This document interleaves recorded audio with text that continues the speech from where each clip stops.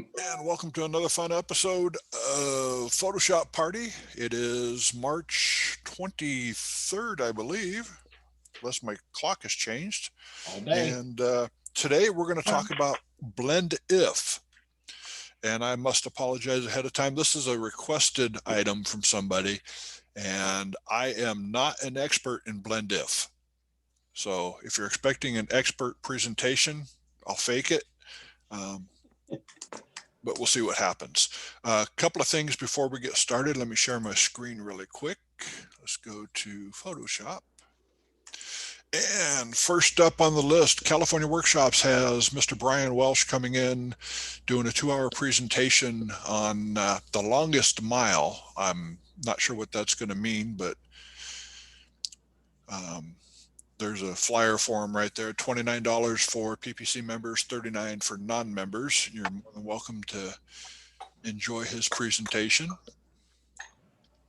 And West Coast School has a couple of programs online.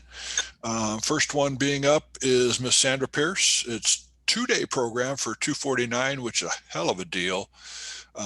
If you've never been in her class before, she does some wicked cool stuff with the brush, blender brush, mixer brush, and a few other things. You'd be amazed what you can do with that. It's a great learning experience. Sandra's a great teacher, so you'll enjoy it. $249 for 2 days. If you are a registered person for West Coast School, you register for this year and you're rolling your money over for next year because of the pandemic, you get $100 off. So great deal there. Sandra's a great teacher. And also we have some lady named Ella Carlson. If you haven't seen her work, um, bizarre is the only way to describe it. She's going to do an all-day program on Friday, May 7th for 129. Um, she is wow. You have to see her work to understand it. She's fantastic in Photoshop, and I can't wait to see that program. So Ella's got some interesting stuff there. And then Eric Joseph, if you're a PPC member, it's free. If you're a non-PPC member, it's $29 from 5 to 7 on Tuesday, April 27th. That's Pacific time. Talk about printing and printing your own stuff. So that's a good one to see as well. And for those of you in California, you are welcome to attend either virtually or in person. We'd love to have you fly up to Boise, or actually to Meridian. You fly into Boise, and the convention's in Meridian, April 9th through 11th. We have some wonderful speakers here. Brian Welsh, Kim Critchfield, Christy Steves, Bob Ryder. Oh my God. Sherry Hammond. Stuart Johnson and Sam Marvin. This is going to be a fantastic weekend of excitement. We also have a print competition coming up that weekend as well, which will be on April 9th. Um, you're more than welcome to join us. You can also enter in the print competition, even though you're not a member. You can enter for score, and they have a special competition for everyone, which includes out of state people. You can join that as well. So you can go to the PPI website, which is PP of Idaho, Professional Photographers of Idaho.com. And I joined PPI immediately when I came to the state of Idaho. So great organization, great people, a lot of fun people. So Larry, if you're still listening, you need to join right now. I joined PPI before I left Cali. Our house is sold, and I joined here. That's what you got to do. Larry, you're talking about maybe coming up to Idaho, and join now. Enjoy us. Okay, let's get down to business. I have no idea what I'm doing here, so let me see what happens. The blend if sliders are interesting to play with. There's a couple of ways to access them. Number one, you can go down to the FX box at the bottom of the layer panel, click on the FX, and it brings up blending options, and it brings up the options, and down on the bottom right, you have the blending sliders. Or you can just double click to the right of the name. So it says background copy. I'm going to click to the right of that, double click, and it brings up the layer styles. You can also access your stroke and your drop shadows and all that stuff by double clicking there as well, or hitting the FX, either one. So let's talk a little bit about blending sliders. You can see right here in the middle, it says this layer and underlying layer. Okay, so let's start with this layer, and we're going to start with the background copy, which you can see is highlighted in blue right here on the right. If I take the left slider down, which is in the dark side, the blacks and the dark colors will start to disappear. I'm taking it down nice and slow and watching them disappear. And what's happening is you can see the layer down below it, which is this layer. I'm going to go to the white just so you can see what we're doing. So the layer down below right now is white. So we'll take the dark slider, slide it to the right, and you can see that my black disappeared, my blue disappeared. As I go to the right, the red disappears. The darker the color, the faster it disappears. So anything that's below 158 in tonal value is gone when I got to this point. So I'm going to slide them back over. And if you slide the right side over, which is the light, slide it to the left, your whites will start to disappear. The more I slide till all the whites are gone. Let me cancel that. Let's bring up this little picture right here.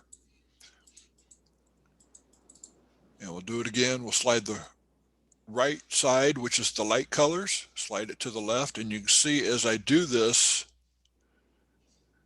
the background starts showing up and the colors I have start disappearing. The darker the color, the longer they last. One other thing you can do is as you slide, I'm going to take the left side over this time. If you hit the Option or Alt key and hold the Option or Alt key down and start to slide it over, you see it breaks apart there.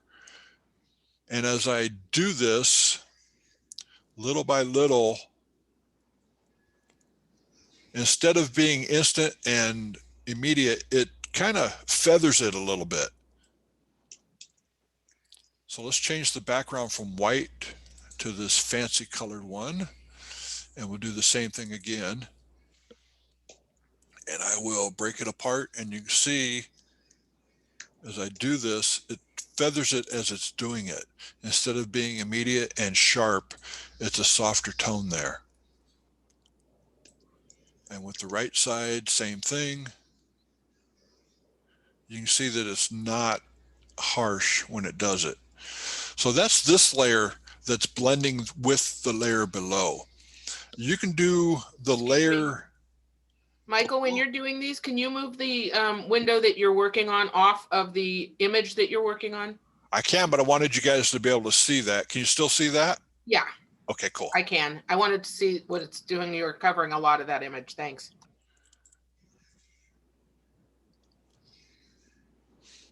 Okay, the underlying layer will work on the layers below. If you click on the black point and drag it to the right, the blacks will come through.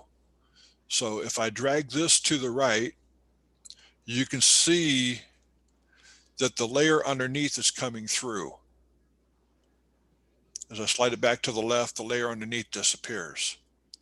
So you can do a lot of really cool stuff with this. And then if you do the white point, which is on the right, you drag it to the left and all the whites come through. So let's drag it to the right, and you can see that the whites are coming through. And you see it's a very sharp contrast as we do this. However, if I hold the Option or Alt key, bing, watch how it feathers it and softens as you're doing it. We'll drag the back half over and it brings it more across as well. And when you tap the two together, they become one again. So you just have to hold the option bar, or option key, to allow that to break apart.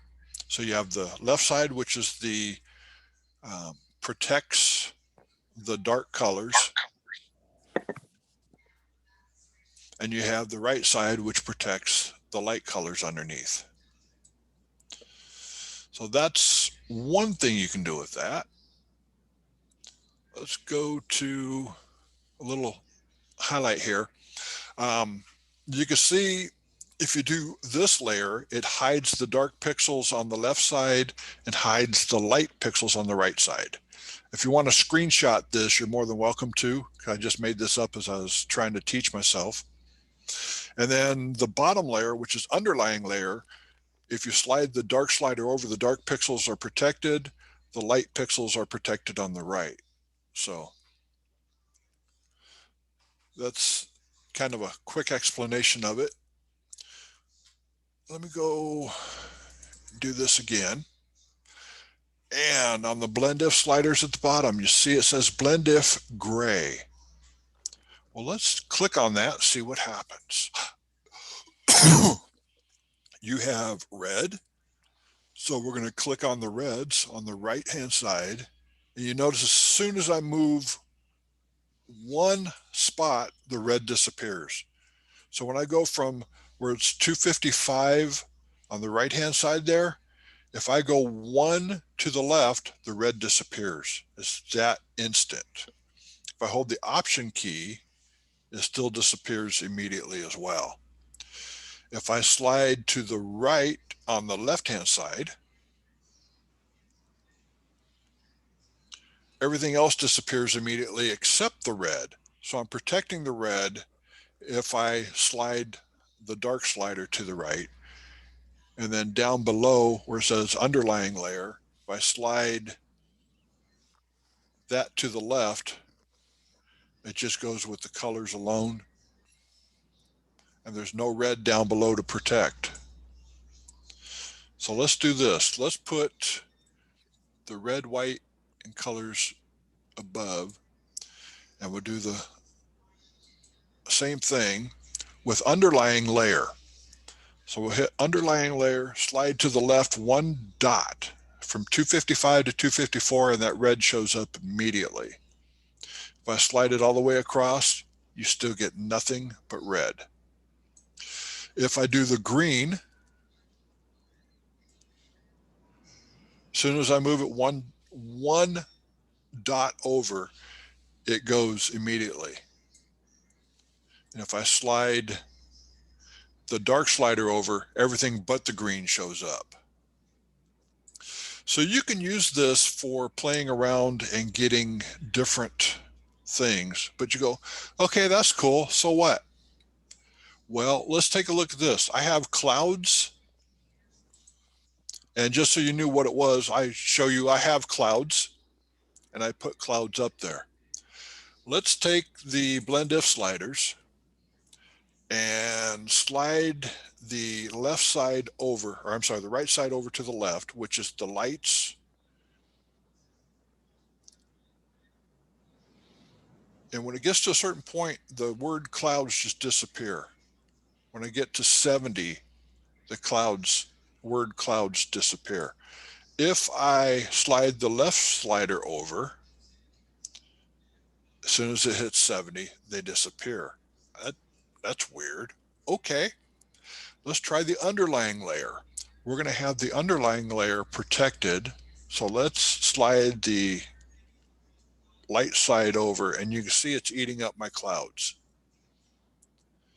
Let's get about to there.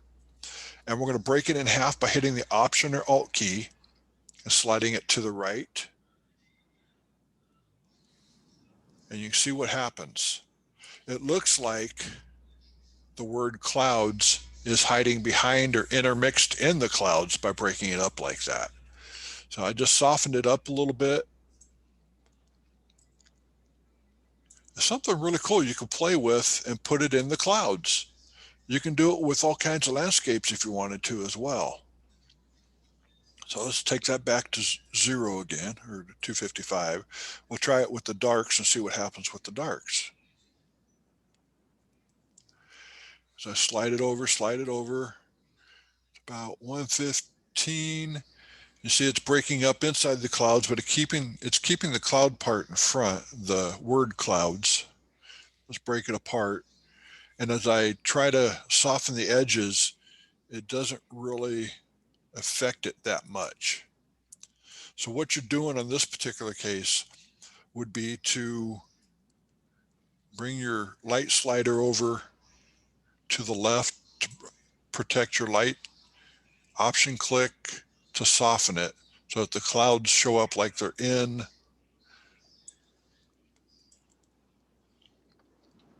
Actually within the clouds. That is so cool. I really like that. That one, I go, that works pretty dang cool. So what you have to do is you have to find an image where you can do things like that and play with it. So Mike, now that you've moved that one slider on the underline, can you move the other dark slider in that same one? On the underlying? Uh-huh. Yeah. So now you can lighten up both sides of it, actually. Well, I'm dragging it over and it gets to 100 and it starts to disintegrate. So let's break it apart.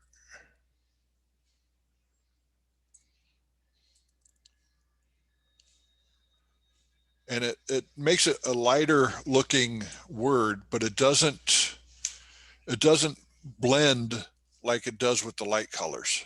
It's bringing in some of the blue and putting it on top of the writing. Yeah, it's doing a little bit of the blue, but as far as blending with the clouds to make it look like it's part of the clouds, it doesn't really quite work. No, look better before. Yeah, that's kind of cool. I'm looking at that going, that is like wicked cool. Yeah. I'm kind of liking that. Sure. Let's see. But a question that I have is that it's not doing anything to the clouds themselves. No. If I close the cloud layer or close the cloud layer, the word layer, you can see that's not doing anything to the cloud itself, but what it's doing is blending the words, the text with the clouds. So it's a way to blend layers together so you can protect your darks or protect your lights. In this case, we're protecting the lights and allowing them to blend and look like they're part of the same thing. You could probably do something with the clouds themselves if you do the same thing on the cloud layer. No, it doesn't. If you go to the background layer and unlock it, obviously, and then do the same thing with that, with like making the white disappear. Let's do this. Let's drag the cloud layer below. And we're going to blend if. Let's see if we can get the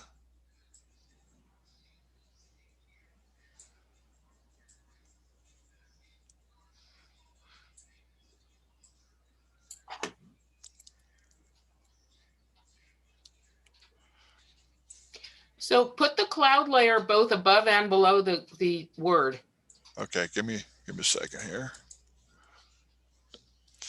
So I'll Command J to make a copy of it, drag it down below. Now try working on the top one and see what happens, because now the clouds, the word will still be on the cloud layer, but you'll be able to do stuff with what's on top of it, is what I'm thinking.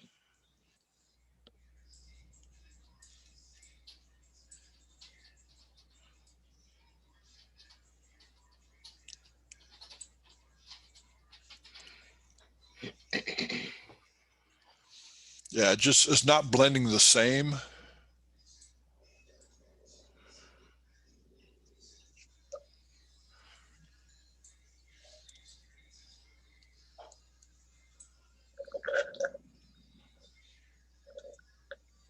Yeah, I like the white one on the top.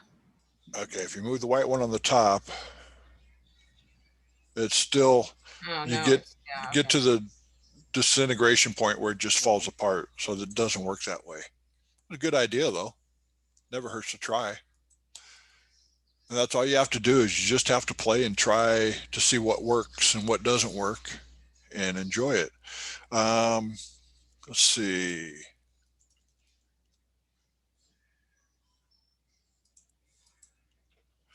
I'm gonna bring up Bridge really quick.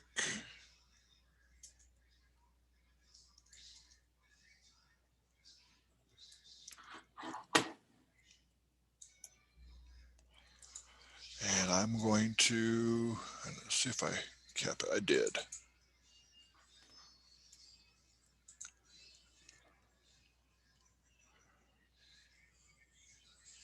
I was playing around with this, following some instructions, and it's a little complicated for me, but I'll give it a shot. Can everybody see my landscape here? Yes. Mel, you know where that's at, don't you? I do indeed know where that exactly is. We've been there once or twice. Where is that? That is in Mammoth. In fact, Ah. there's you, Mel, off to the far right. Mel and Eleanor off to the far right. I didn't even notice them. Yeah. Well, let's fix that then. Their car So- too. Let's go to lasso, hit my action, Content aware fill. content aware fill, deselect, content, there we go. We got a little spot left, okay. It looks like a blog now. Yeah, but you wouldn't notice it if I hadn't pointed it out to you. That's okay. That wasn't the whole idea anyway with this. We're gonna go to image, make an edit, sky replacement. I'm loving this sky replacement. It's fun. And waiting and waiting. And Photoshop is running slow because we're on Zoom, of course. It always does. Wow. There we go. And open, open, open, open.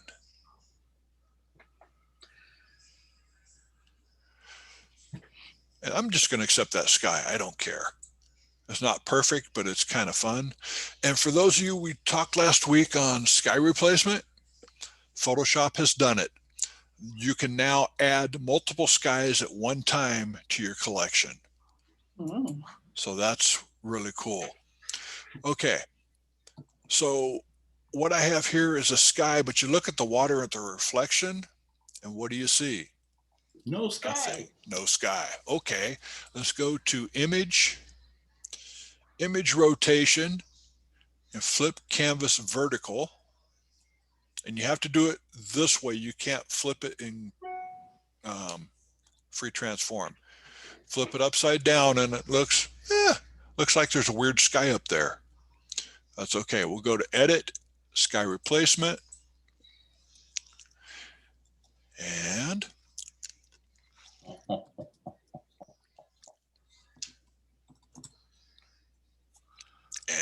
come on, you can do this. I think I can.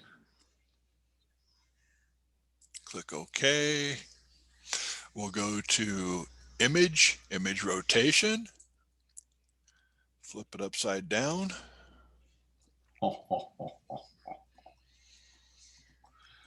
Look at that.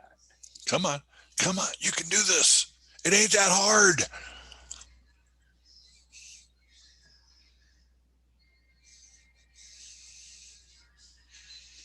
Do, do, do, do, do, do, do. We have a reflection. Okay, let's go ahead. And the two groups that it made, I'm going to double click on the top group and I'm going to call that sky. I'm going to call this, let me make sure I'm on the right group before I do that. Yep, okay. And we're going to call this reflection. That way I don't screw it up. Go to the sky. And I don't want to do that. I want to go to reflection. And then the sky layer under reflection, double click on it. go to blend if. And we're going to go to this layer and going to drag the dark side over till it starts to show up a little bit. And then I'm going to click it apart using the Option key to kind of get the darks in there. And then I'm going to do the same thing with the slider on the right, which is the light side. And what I'm trying to do here is get some of the reflection stuff that's underneath to show up. And it just kind of isn't allowing a whole lot there. So I'm going to bring my opacity down just a little bit. And then I am going to, on the reflection, I'll just do it on the sky. Go up to Filter, Blur, Motion Blur. You want to keep your angle at 1 or 0. You want it level going across there. And the distance, you can bring your distance way up.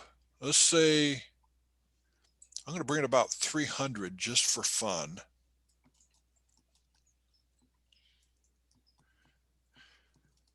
Which allows the water to blur your sky reflection in there a little bit.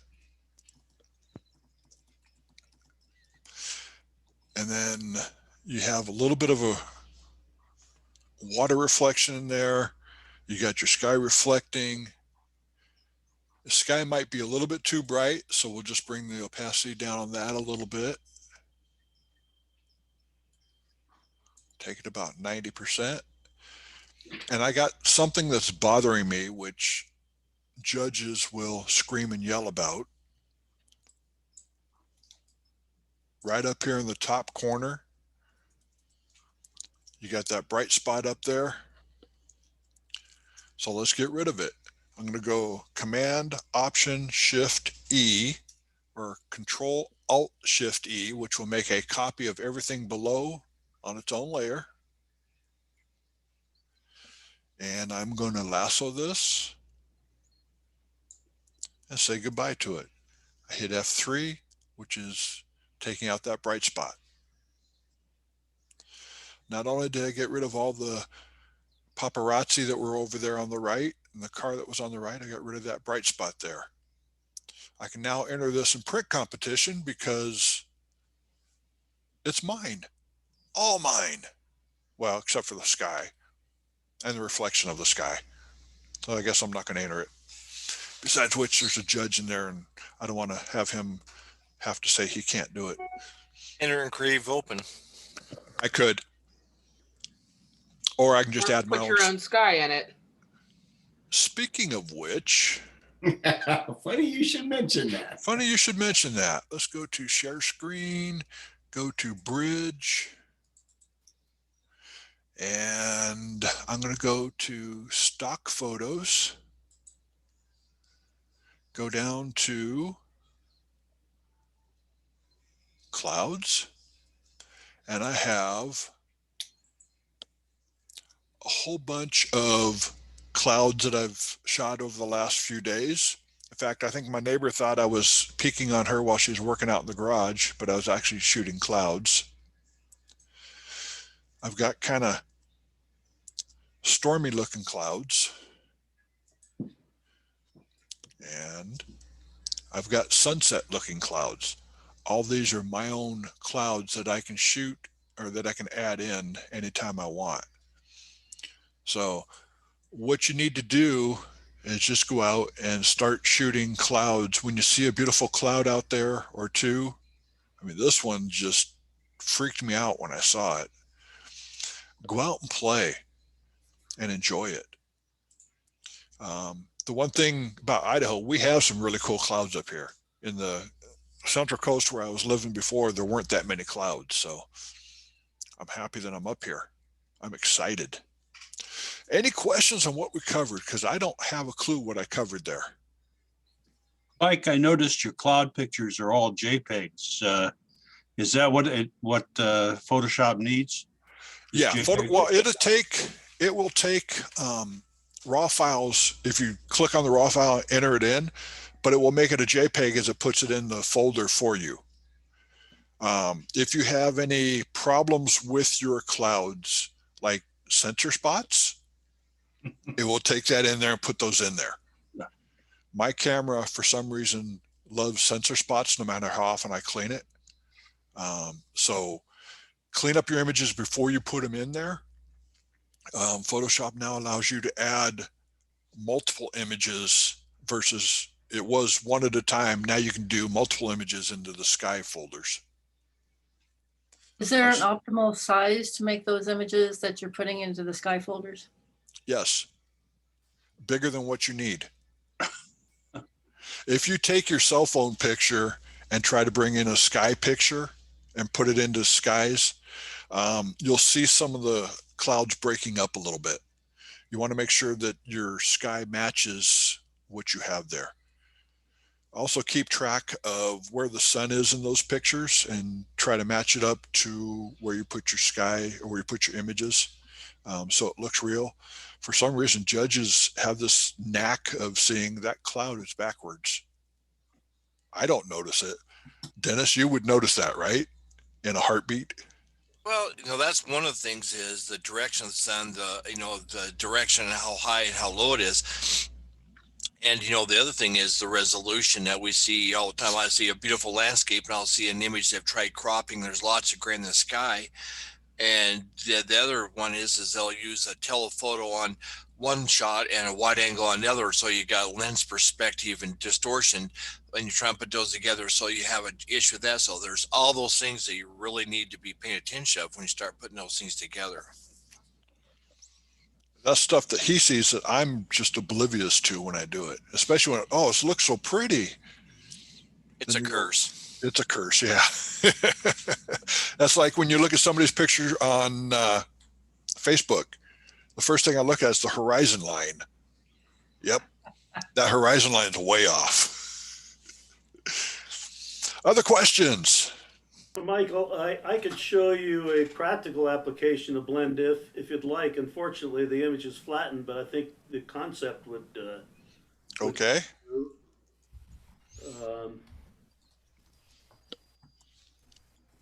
Let's see if I can. Yeah, here we go. This is an image. Can everybody see it? Yes. Yeah, this is an image that I took down at the Carlsbad Pier, and this area here was just completely blown out. And the balance of the image was, fairly good exposure. So what, I tried to repair that, that blown out area, but between the pilings and the pier, it was just almost impossible. So basically what I did was I used the color picker to pick a shade of the sky here in the sunset and put a layer below that was solid using that, and then used BlendIF just to bring up that, that color through that blown out area using the Alt and shifting it gently, and came up with this image. I wish I had the layers to show you where we could play with the sliders, but it really works well where you got a blown highlight or you got something that you want to work between difficult areas like these pier pilings. That'd be easy to do using the sliders if you had a background to drop in there that matched it fairly well. Use the BlendIF to protect the highlights and allow the blacks to disappear on that layer, or to hold the blacks and bring up the highlights down below. That's a good idea. Yep. So great idea. Just one way. Cool. Way cool. Well, thank you everybody for joining us this week. Next week, I actually have a plan.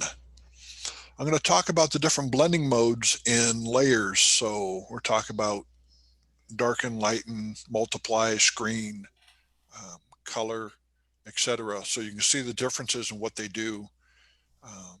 We'll play around with those and show you what to do with them. Any questions, answers, comments, concerns? Comment, I just loved it. I've learned a lot and I look forward to using it. I can see that would help a lot with some of these challenging situations. And thank you, Hutch, for that, Definitely. how to take care of the blown out areas. I can see using that too. Thank you, Yeah. Michael, for bringing our attention to allowing us to load multiple skies. That's my takeaway. I learned something every time, and as I was just learning how to do this, I saw a program where a guy said, yeah, we can start doing that now. So it might be in an update coming up this week or next week if you haven't got it already, but it's supposed to come out last week. Cool. So I'm excited. Happy about that. And again, you guys are always welcome to join us in our convention coming up April 9th through the 11th. And then also we have a print comp coming up on April 9th, which you're eligible to join. You don't win any major awards, but you get a good score. If you want to test drive some images for district or IPC, you're more than welcome to come and join ours as well. So please do. All righty. Well, thank you, folks. Thank you, Michael. Great as always. Thanks, Mike. Thanks, Mike. You bet. Thank you, Michael. We'll see you guys next week and have a wonderful week. Be safe Thanks, out Mike. there. Bob, before you hang up, don't hang up yet. I'm here. Okay. We need to get together for coffee tomorrow or the next day. Today, tomorrow, whatever you got, bud. Whatever's good for you. Actually, I'm free after this. So let me hit the You record wanna button so I can pop stop. on